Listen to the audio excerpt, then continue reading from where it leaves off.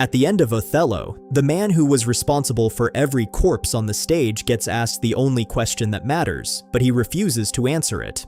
Othello stands ruined, his wife dead by his own hands because of a lie that this one man fed him, and he turns to the architect of all of it and asks why. Iago answers with a closed door. "Demand me nothing," he says. "What you know, you know. From this time forth, I never will speak word." He's led off to be tortured, and he takes the reason into the dark with him. Then the play just ends. You have been trained to see that silence as a flaw, a loose thread the playwright forgot to knot, and it may be the most truthful moment in the whole tragedy. Iago isn't withholding an explanation he's keeping in his pocket. He's telling us there isn't one, and that the question itself is a kind of trap. Around 1818, Samuel Taylor Coleridge had his own copy of the play while preparing a set of lectures, and he scrawled a phrase in the margin that has clung to the character for 2 centuries. He called Iago's final speech, "The Motive Hunting of a Motiveless Malignity." The note stayed buried until after Coleridge died, surfacing in his collected literary remains in 1836, and even then most readers got it backwards. They took it to mean Iago has no reasons at all. But what Coleridge actually saw was stranger and worse. Iago has too many reasons, but not one of them holds up to the weight he hangs on it. Across his soliloquies, he grasps at whatever grievance is nearest. He was passed over for the promotion that went to Cassio, and somewhere in there he half suspects Othello of sleeping with his wife. There's a third grudge against Cassio that he picks up and drops within a single breath, the way a man pats his pockets for keys he already knows aren't there. Coleridge's point was that the reasons are the symptom, not the cause. The malignity comes first, and the motive gets hunted down afterward, dragged in to make the thing presentable in public. Iago isn't a wronged man who curdles into evil. He's evil that goes looking for a wound to explain his pain. And here's what jumped out to me. Something in us has changed since Coleridge's century because a modern audience can no longer bear to live with that silence. We feel it as an itch the play refuses to scratch, and the great villains of the last 20 years exist to scratch it for us. Somewhere between that margin note and the multiplex, the motiveless villain died, and lazy writing had nothing to do with it. He died the moment we stopped believing that evil could exist without a reason, and started demanding the reason as the price of admission. That's the assertion I'm gonna support. We didn't make our villains more honest by handing each of them a point. We made them more comfortable, which is the dangerous part, because a villain who can explain himself is one your own mind agrees to follow, one reasonable step at a time. To help illustrate my point, I plan to draw on a few thinkers. Coleridge shows what we lost when the silent villain died. Bentham and Mill, with a runaway tram borrowed from a philosopher named Foote, explain what replaced him. Then Dostoevsky and Kant stage the fight that replacement started before Peter Singer turns the whole question back on you. Nietzsche supplies the flattering lie the reasoned villain tells himself, and Camus, at the very end, offers the one idea that might still hold a line against it. The bar for retaining an answer is set rather high.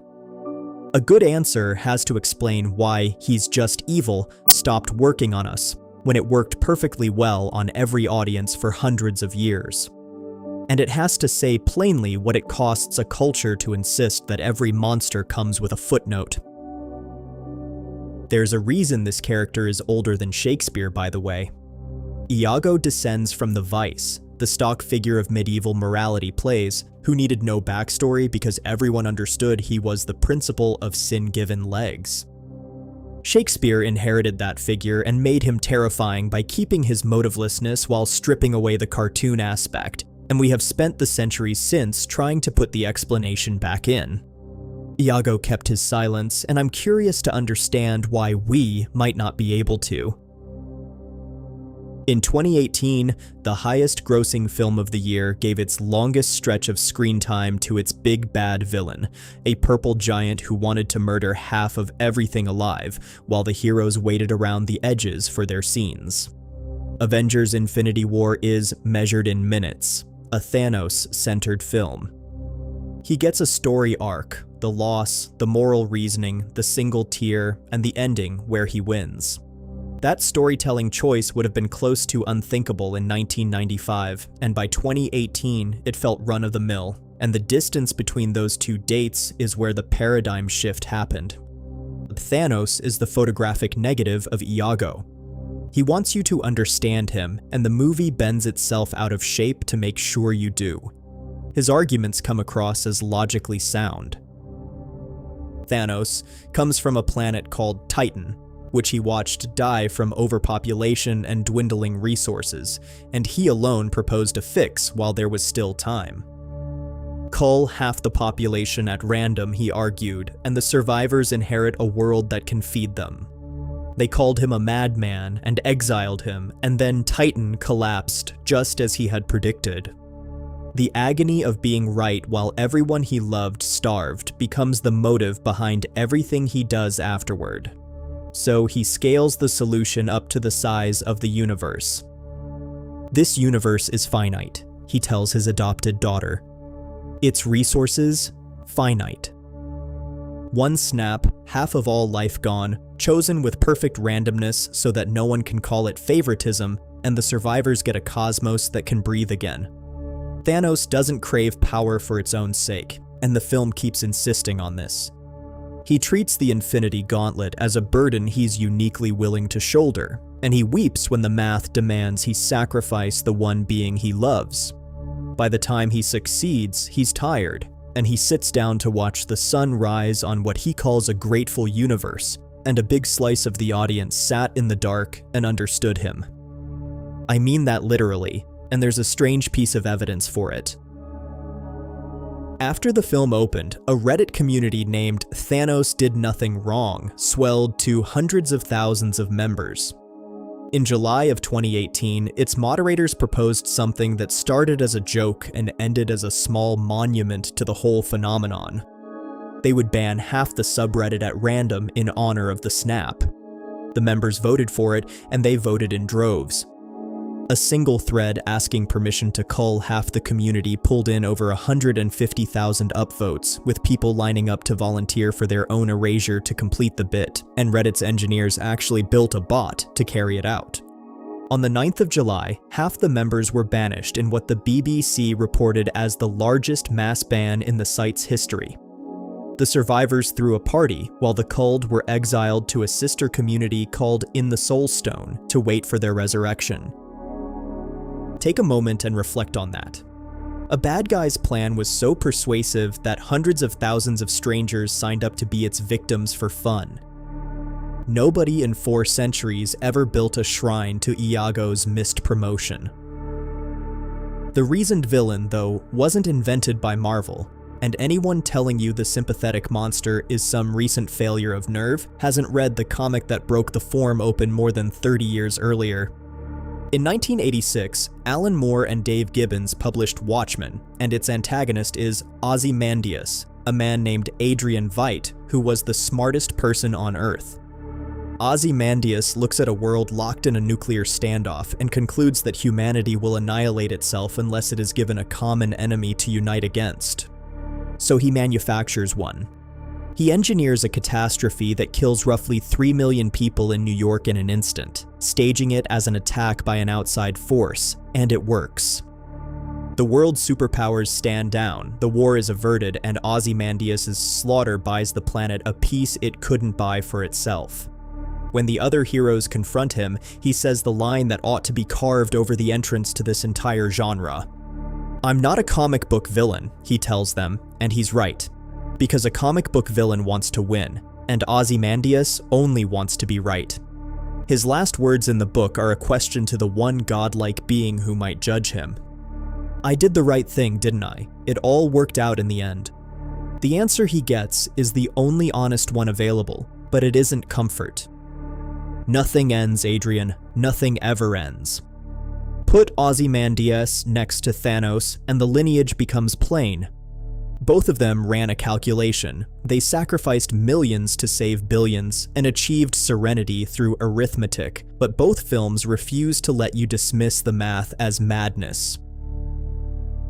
The same year Thanos snapped his fingers, a third film presented us a figure harder to wave away because it swapped cosmic abstraction for a wound you can't pretend is fictional.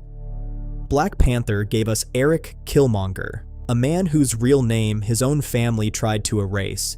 Njidaka, raised in Oakland after the hidden kingdom of Wakanda, left his father dead, and his branch of the bloodline abandoned to the world. Killmonger wants to take the most advanced weapons on the planet and put them in the hands of oppressed people everywhere. His method is conquest, and his diagnosis is nearly impossible to argue down. Wakanda, a nation with the power to end suffering on a global scale, chose to hide behind a hologram of a poor farming country. All while black people across the world were enslaved and slaughtered for centuries, and they watched, but did nothing. In the film's second half, the hero quietly concedes that the villain had correctly diagnosed the disease, even while reaching for poison as the cure. Killmonger's final words, as he chooses death over a prison cell, hit us harder than anything the protagonist says. He asks to be buried in the ocean with the ancestors who jumped from the slave ships, because they knew death was better than bondage. You don't write a line like that for a man the film believes is wrong. This is the magician's misdirection that unites all of them, and once you see it, you can't unsee it in any modern blockbuster. The reasoned villain isn't merely entertaining you. He's running an experiment on your moral intuitions, and the experiment hits the mark every time. Each of these characters takes a principle you already have, that scarcity is real and that suffering ought to be reduced, and follows it past the spot where you would have stopped, and the horror of it is that you can feel the exact mile of road where you got out of the car. To understand why that road is so smooth and so easy to walk, I have to introduce the logic the whole modern bad guy is built on. It was assembled by an Englishman who had a deeply strange relationship with his own dead body. Jeremy Bentham left instructions that after his death, his body should be preserved, dressed in his own clothes, and seated upright in a wooden cabinet. You can still go and visit him at University College London, where he sits to this day under a wax head. He's wheeled out on occasion to attend meetings as an honorary presence. Jeremy was a man who believed that everything could be counted, including the residual usefulness of his own corpse as a teaching aid. The philosophy he founded is the same gospel Thanos preaches without saying it directly. Bentham's idea is insultingly simple. The right action is the one that produces the greatest happiness for the greatest number of people. Pleasure counts as good and pain counts as bad, and morality becomes the work of adding up the first and subtracting the second from everyone an action touches. Jeremy even sketched a procedure for doing the sums, a philosophic calculus that weighed each pleasure by how intense it was, how long it lasted, and how many people it reached. His intellectual grandson, John Stuart Mill, refined the idea in an 1863 book bluntly titled Utilitarianism. In the book, John argued that some pleasures rank higher than others, and that the satisfactions of a thinking mind outweigh the satisfactions of a full belly. The core principle survived the refinement process intact. You judge an act by its consequences, which is measured as total well-being, and then the individual person becomes one entry in the ledger. Now watch exactly what that move does to a hard case. In 1967, a British philosopher named Philippa Foot published a paper that barely anyone outside academic ethics noticed when it appeared, and it wasn't about runaway trams. It was about abortion, and about an old theological doctrine concerning when you may permissibly cause a harm you don't directly intend. Tucked inside that argument was a tiny thought experiment that escaped the paper and went on to gnaw at the entire culture to this day. The trolley problem. A tram is hurtling down a track toward 5 people who will die if nothing changes. You are standing beside a lever, pull the lever, and the tram switches onto a side track where it kills 1 person instead of the 5. Do you pull it? Most people say yes. Philippa's deeper question was why we feel so differently about a second version, the Fat Man variant. In that version, the only way to save the 5 people is to shove a large stranger off a footbridge into the path of the tram to stop it. The thought process is identical, 1 death so that 5 may live. Yet nearly everyone who would pull the lever refuses to push the man. In reality, that refusal is the whole point. It proves that numbers were never everything for us, no matter how much we pretend otherwise. The thought experiment got its name a few years later from another philosopher, Judith Jarvis Thomson, who turned it into what it is now, the Footbridge case.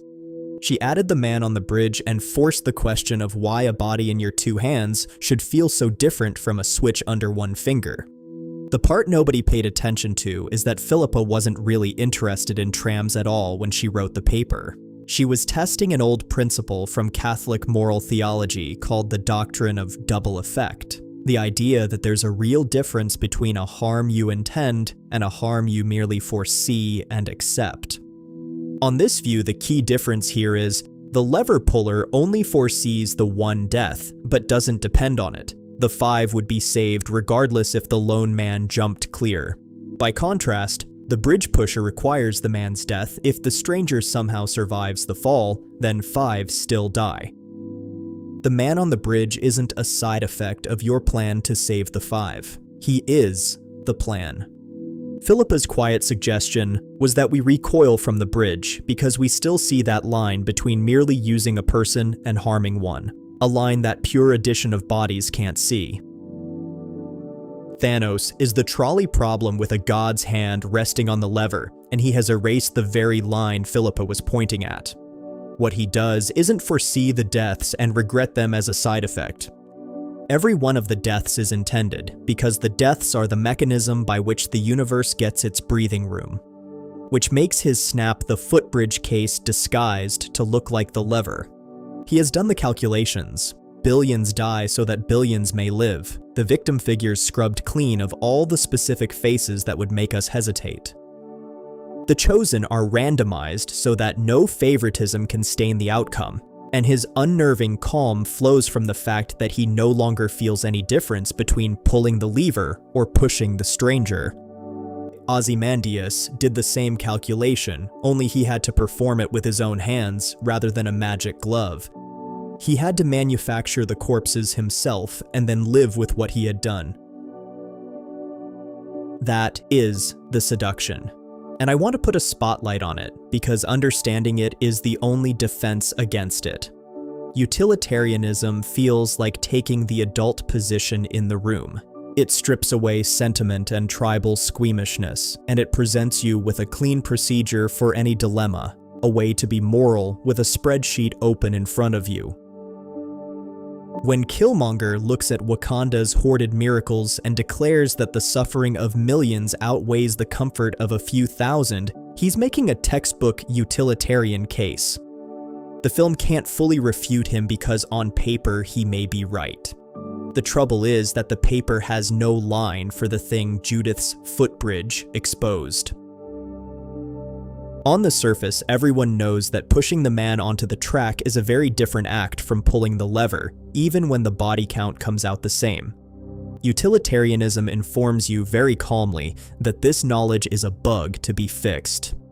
You can watch that bug get debugged in the real world whenever a politician defends torturing a prisoner because somewhere there's supposedly a ticking bomb. The suffering of one guilty man is set against the lives of a hypothetical 1,000. The argument always follows the same pattern, and it always works on a substantial portion of the audience. A century worth of moral philosophers have labored to explain why the Footbridge intuition might be a feature, not a flaw. The most powerful of them did it by telling a story about a god who comes back to Earth and gets himself arrested by an old man who loves humanity too much to let it be free. In 1880, Fyodor Dostoevsky published The Brothers Karamazov, and in it is a chapter that gets read on its own, taught on its own, and argued over on its own. Because it portrays the most powerful case for villainy ever written down, and that villain wins the argument. One brother, Ivan, recites to another a poem he has composed in his head but never set on paper. Christ comes back to earth during the Spanish Inquisition, walking the streets of Seville in the worst of the burnings, and the people recognize him immediately. He heals a blind man and raises a dead child. The crowd weeps and reaches for him. Then the Grand Inquisitor, a cardinal of 90 with a withered face, has him seized and thrown into a cell. That night, the old cardinal goes to Christ in prison alone. He does nearly all of the talking, and what pours out of him is the case against freedom itself. "You came," the Inquisitor says, "and you offered people freedom, the freedom to choose good or evil, with no guarantee and no bread to lean on, but the weight of it crushed them. You thought too highly of them. People don't want to be free," the old man says. "They want bread and they want someone to tell them what to bow down to. More than either of those, they need the unbearable burden of choice taken off their shoulders by someone strong enough to carry it for them. So the church quietly took your gift back out of mercy. It lied to them and it ruled them. It gave them miracles and the warm relief of obedience. In exchange, it lifted from them the freedom which you laid on them in the name of love. We aren't working for you," the Inquisitor confesses to the silent figure in the cell. "We are working with the other one, the dread spirit who tempted you in the wilderness, whose offers of bread and earthly power you refused, and we accepted those offers because they are what human beings actually need to survive their own nature. Tomorrow," says the Inquisitor, "I will burn you at the stake with the rest." This is blatant villainy holding a doctorate. The Inquisitor isn't lying about his motives the way Iago is. He has pondered his reasons down to the root and concluded that cruelty administered by the wise is the only true kindness. A fed and governed humanity that's no longer free is happier than a free and starving one. And someone has to volunteer for damnation to run the system so that everyone else can sleep at night. The Inquisitor is a utilitarian saint. He has taken the suffering of the great lie onto his own soul so that the many can have their peace, and he calls that love. He isn't entirely wrong, which is the whole terror of him.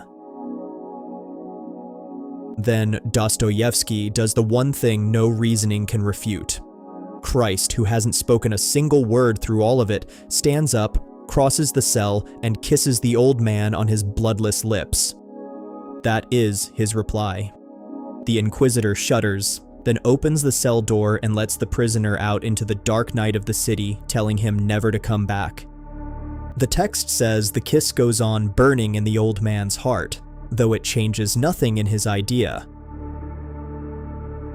For years, I read that ending as Dostoevsky dodging the question, to refuse engaging with a strong argument on its own ground. But now I think the kiss is the real argument, and that it points at the exact thing the Inquisitor couldn't fathom. The philosopher who hammered that intuition into a principle was Immanuel Kant, and he did it roughly a century before Dostoevsky. Kant's claim is that there is one act you may never commit, no matter what the logic tells you. You may never treat a person as merely a means to someone else's end.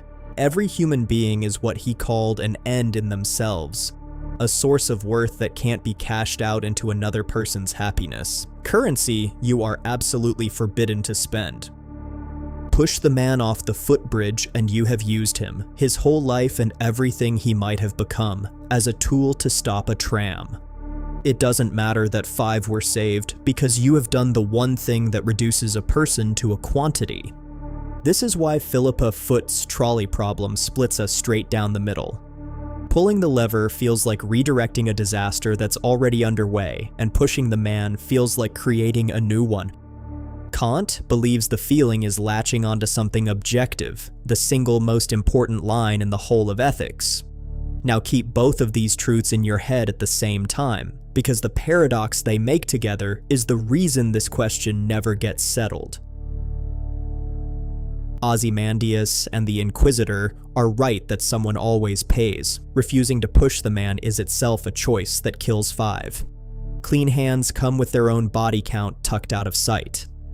Kant. is right in that the instant you begin spending people for the greater good, then there's no number too large, and no atrocity that can't be justified by a sufficiently big enough spreadsheet.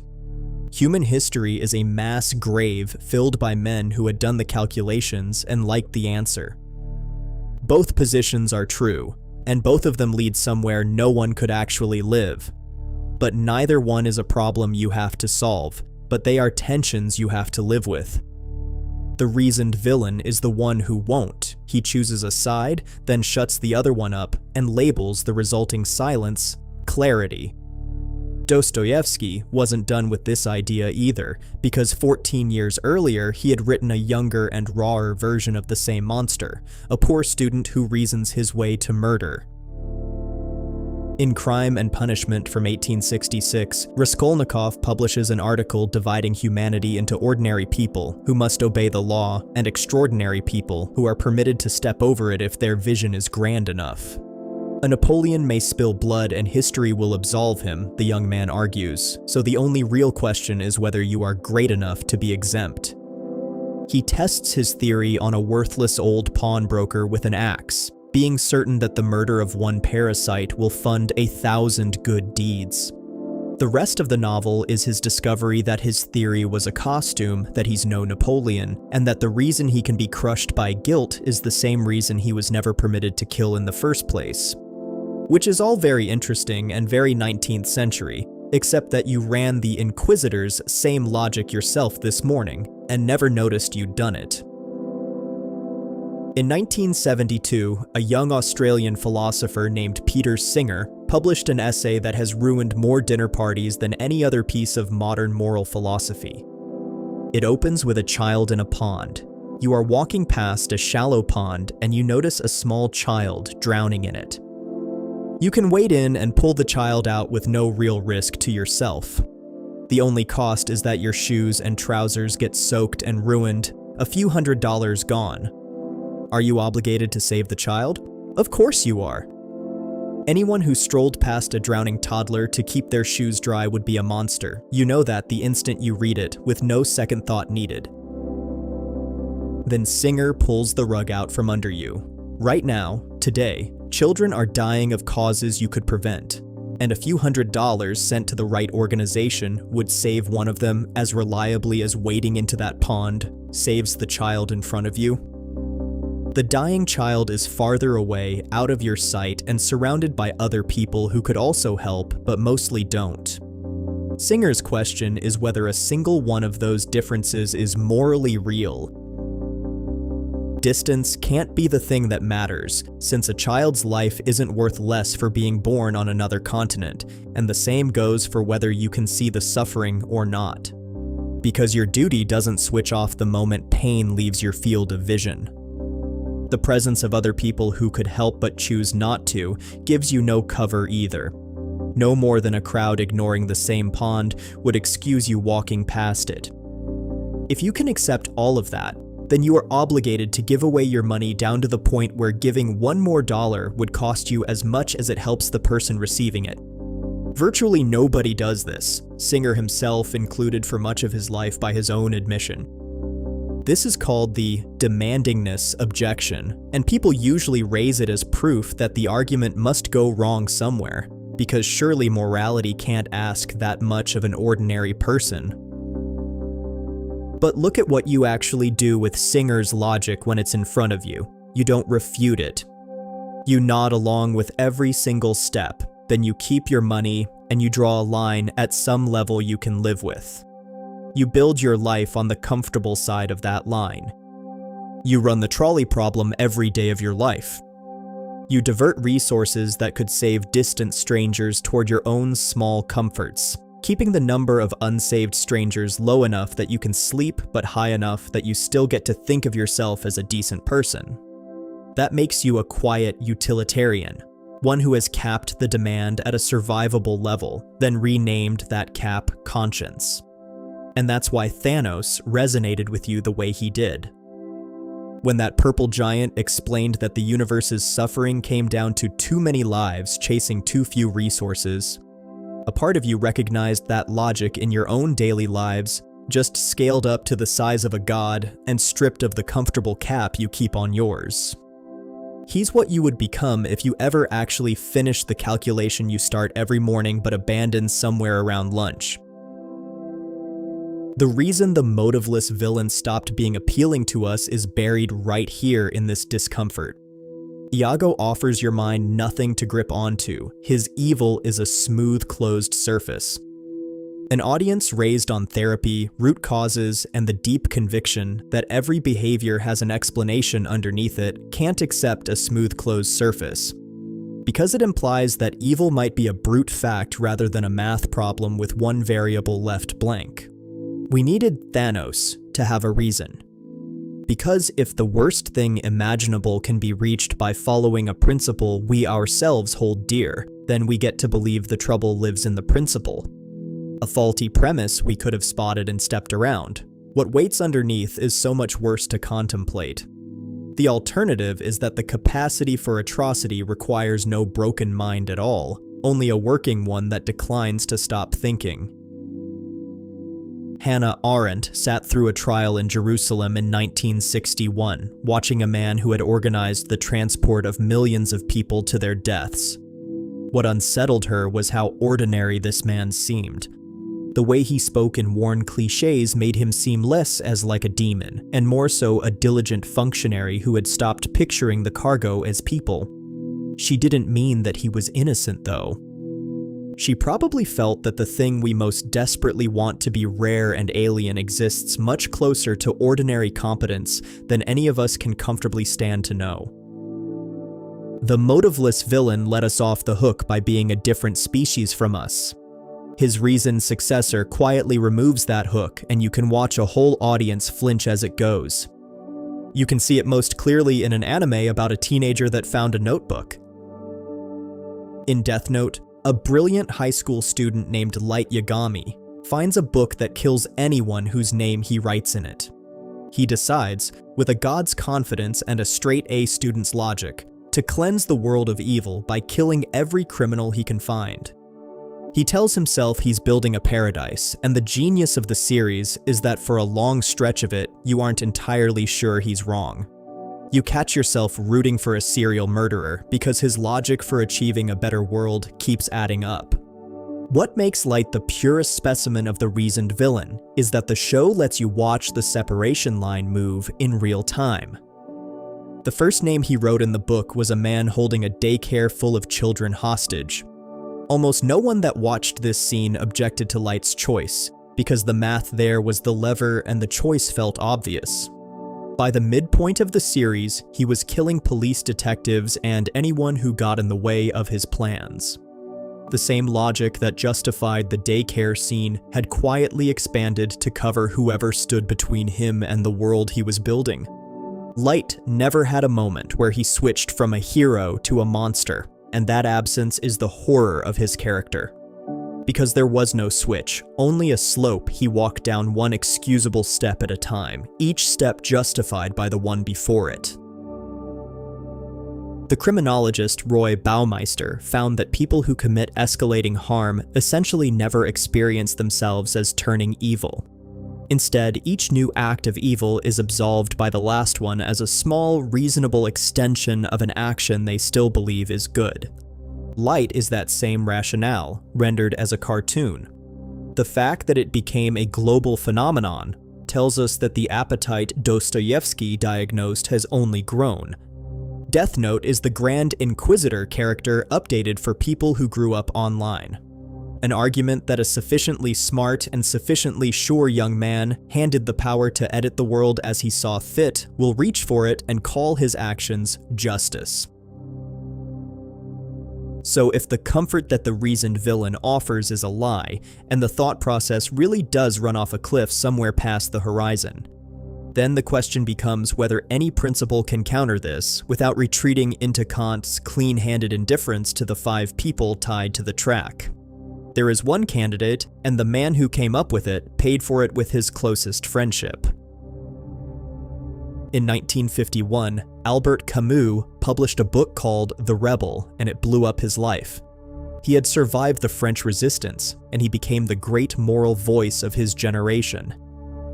In his book, he turned on the idea that most of his fellow intellectuals still cherished, the belief that you could justify killing in the present by pointing to a paradise in the future.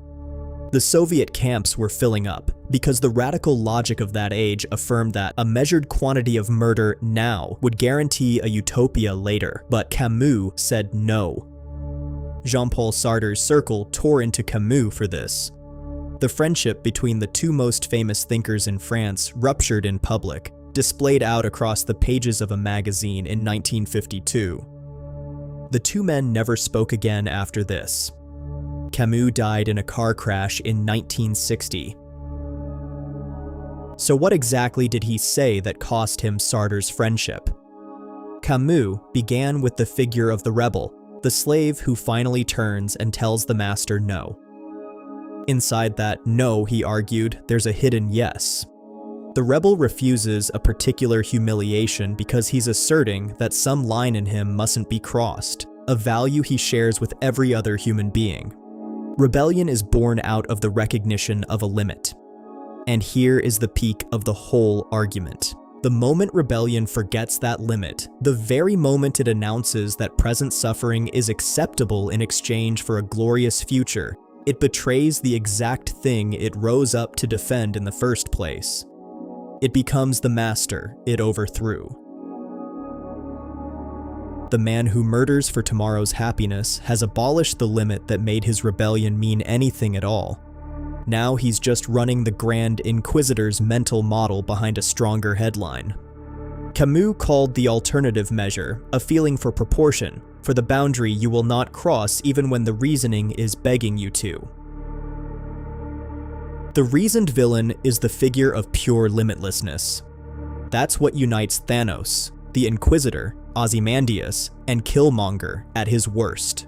Each one had identified a real value, call it either balance or mercy or justice, and each had decided that their value justified absolutely anything. That no act is too large or extreme, because the end goal is large enough to swallow the backlash whole. They have abolished measure and reframed it as courage. This is where Hegel joins the table. He saw more clearly than most before him that the deepest tragedies aren't contests between good and evil at all. In his lectures on art, Hegel argued that the highest form of tragedy is a collision between two powers that are both truly in the right. He read Sophocles' Antigone this way, and called it close to the most perfect work of art ever produced. Antigone had a sacred duty to bury her dead brother, an obligation older than any king. Creon, the ruler, had a real duty to protect the city from the corpse of a man who marched against it as a traitor. Neither of them is the bad guy of this story. Each one was defending something that mattered to them, and the tragedy takes hold because each one becomes guilty. By asserting their own right as if it were the only right, each one does wrong in the very act of doing right. That phrase has lived rent-free in my head for years, becoming wrong in the very act of doing something right. That's the reasoned villain's condition, and it is why he disturbs us so much more than Iago ever could. Iago does something wrong while knowing full well it is wrong, then we can separate him as an alien thing. Thanos does wrong while doing what he sincerely believes is right, with a coherent argument, a heavy heart, and a tear on his cheek. We can't quarantine that, because it's running on the same mechanism we use to get through our own days. I've given you the facts, so now I'll get behind the point this whole investigation has been driving toward. The danger of the reasoned villain isn't that his reasoning is bad. Half the time his reasoning is excellent, and the better films admit as much. The real danger is that he trains us to look for evil in the wrong place, inside a flawed conclusion or a mistaken answer that sharper logic could have fixed. But the true evil lies in the boundary that was erased, that same casual willingness to sacrifice a living person just to make the numbers add up. You can't out-argue Thanos. People have been trying for years, patching his economics by pointing out that the gauntlet could have doubled the resources instead of halving the population. But every patch misses the target completely because his error was never his logic. His error was the decision that logic gets a vote on whether you may erase a living being from existence. This is the lie Nietzsche, of all people, can help us see, because the reasoned villain almost always thinks he's a Nietzschean hero. Nietzsche argued that conventional morality is basically slave morality, a system the weak came up with to keep the strong in chains. The real higher man, he said, rises beyond good and evil, creating his own values instead of waiting for approval from the herd. Raskolnikov grabbed onto that idea and tried to make it fit, casting himself as the Napoleon who gets to step over the bodies. And that's exactly what every bad guy does. They convince themselves that their grand vision puts them above the rules the rest of us have to follow. Here's the part they all skip though. Nietzsche's higher man was meant to create new values. The cheap knockoff version that the clever villain actually runs on skips all that creation nonsense. It just tears down the old limits and then calls the destruction itself strength. Camus spent his whole life and his most important friendship fighting to keep certain lines off the table, no matter what the cold numbers suggested. He believed that the person willing to hold that line was the only one still protecting what actually made any of this worth defending in the first place. The limit isn't some neat formula you can derive from simpler parts, and that's the frustrating bit. We were hoping for a clean system, but instead, we get something closer to a flat refusal, a kiss through the bars of a cell rather than a proper counter-argument. Which takes us back to a man in Venice who wouldn't speak, and to why his silence sounds so different to us now. Iago's silence feels completely different in our century than it did in his. For 400 years, audiences could accept a bad guy who needed no reason for their actions, because they hadn't yet imagined a world that demanded every action come attached with a justification. We have now built that world. We trace every cruelty back to a source, either childhood, a system, an incentive, a diagnosis, a trauma, and most of the time we are right to do it. Because most cruelty really does have a cause, and understanding the cause is how we prevent the next instance of it. The habit casts a long shadow, though. We have grown so committed to the conviction that evil must be explicable that we can no longer tolerate the possibility that some of it just isn't. That there might be a residue down at the bottom that no reason ever reaches. A culture unable to tolerate that possibility will end up accepting any reason at all, however monstrous, rather than face the empty space where a reason was supposed to be. That empty space is what the reasoned villain rushes in to fill, but all that's just a confidence trick.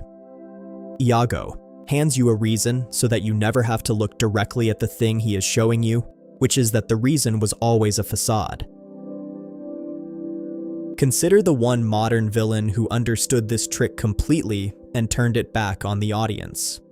In 2008, The Dark Knight gave us a version of the Joker who tells his own origin story twice, but two completely different accounts of how he got the scars carved into his face. Each account was delivered with total sincerity to a different terrified captive.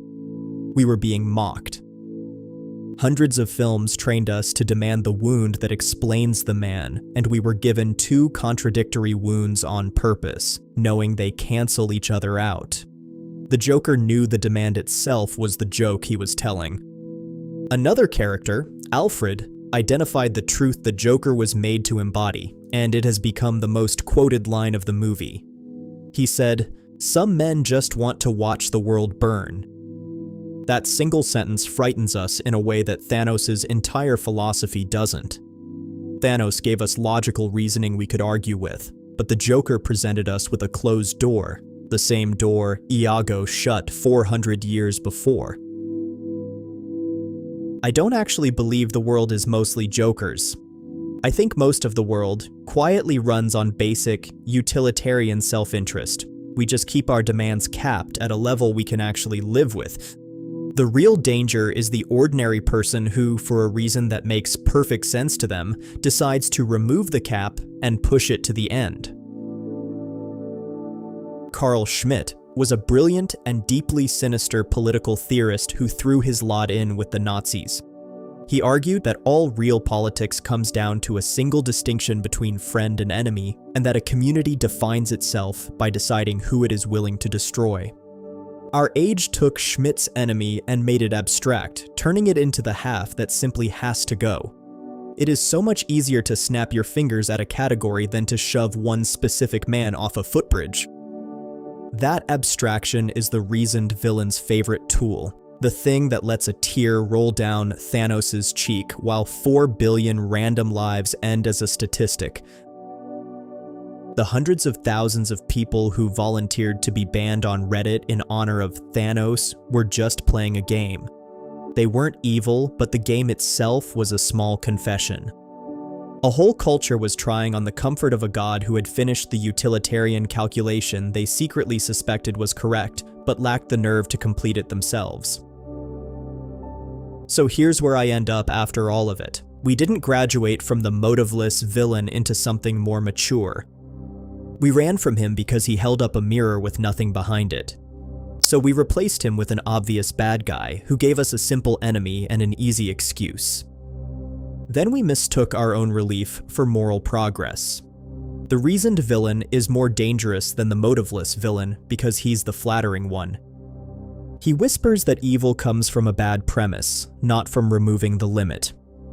He tells you that of course you would have spotted the flaw, and that you're not the kind of person who would finish balancing the sum.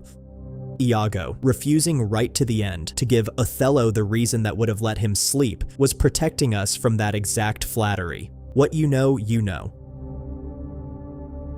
There's no footnote coming and no childhood to blame. The absence is the entire lesson. Because the question we keep asking the bad guy, why did you do it, was never really a question about him. It was always a question about us hunting for a motive we could point at and say, there, that's the broken part. That's the piece I am missing. The most honest villains refuse to give a reason. So the next time a film presents you with a monster that has a perfect tearful reason, I want you to notice the click and distrust it. Don't ask if his reasoning is sound, because it very well might be. Ask instead where his limit went and whether you can still feel your own. Tell me in the comments about a villain whose argument you couldn't refute. Is there any bad guy who is objectively wrong, but you subjectively agree with? Because I suspect more of us went along with the villain's story farther than we'd like to admit.